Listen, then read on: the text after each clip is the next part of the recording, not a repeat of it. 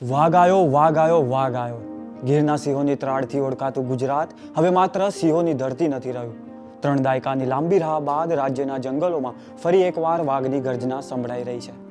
ગુજરાત ફરી tiger state બનવાની દિશામાં એક ઐતિહાસિક પગલું ભરી રહ્યું છે અને આ ક્ષણ દરેક ગુજરાતી માટે ગર્વની છે. દાહોદ જિલ્લાના રતનમહાલ વન્યજીવ અભયારણ્યમાં વાઘની સ્થાયી હાજરીને રાષ્ટ્રીય વાઘ સંરક્ષણ સત્તા મંડળ એટલે કે NTCA દ્વારા સત્તાવાર માન્યતા મળી છે.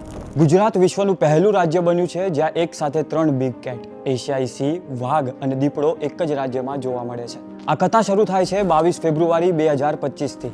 રતનમહાલમાં લગાવવામાં આવેલા કેમેરા ટ્રેપમાં રાત્રિના લગભગ 2:40 વાઘની સ્પષ્ટ તસવીર કેદ થઈ. બીજા દિવસે પીપલગોટા રાઉન્ડમાં મળેલા મોટા પગચિહ્નોએ આ શંકાને પુષ્ટિ આપી કે આ દીપડો નહીં પરંતુ વાઘ છે. NTCAની ટીમે મેદાની અભ્યાસ બાદ રતનમહાલમાં વાઘની હાજરી અને અનુકૂળ ઇકોસિસ્ટમમાં બંનેની પુષ્ટિ કરી છે. શરૂઆતમાં આ વાઘને મધ્યપ્રદેશ તરફથી આવેલો રખડતો વાઘ માનવામાં આવ્યો હતો, પરંતુ છેલ્લા 10 મહિનાથી એક જ વિસ્તારમાં તેની સતત હાજરીએ સાબિત કરી દીધું કે તેણે રતનમહાલમાં પોતાનું ઘર બનાવી લીધું છે. આ સફળતા ગુજરાતના વન સંરક્ષણ પ્રયાસોની જીવંત સાક્ષી બની છે. ભૂતકાળ યાદ કરીએ તો ગુજરાતમાં છેલ્લી સત્તાવાર વાઘ ગણતરી 1989માં થઈ હતી.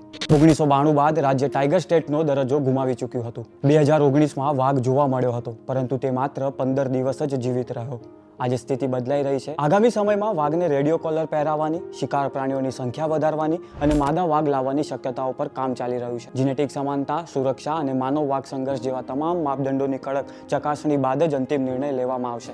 ગીરમાં સિંહોની વધતી સંખ્યા અને રતનમહાલમાં વાઘની સ્થાયી હાજરી, આ બંને સાથે ગુજરાત આજે વન્યજીવ સંરક્ષણના રાષ્ટ્રીય નકશા પર નવી ઓળખ રચી રહ્યું છે. તમને આ માહિતી કેવી લાગી અમને કમેન્ટ્સ કરી જણાવજો અને અમારા ઇન્સ્ટાગ્રામ પેજને 1 મિલિયન સુધી પહોંચાડજો. નમસ્કાર.